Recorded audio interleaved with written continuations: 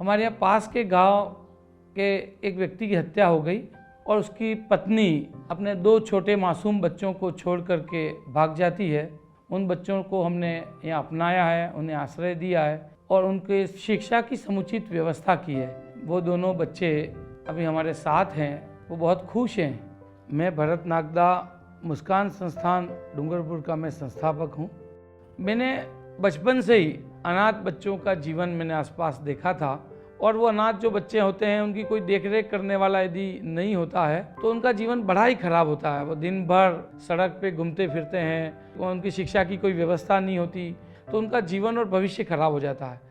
मुस्कान संस्थान ने एक मुस्कान वात्सल्य धाम की स्थापना की है, जिसमें मुख्यतः निराश्रित अनाथ बेसहारा बच्चों के लिए एक आश्रम बनाया है, जिसमें 250 बालक हैं और 100 बालिका हैं और उन बच्चों को रहना खाना आवास के साथ साथ उनको शिक्षा की व्यवस्था भी उसी जगह पे हमने की है।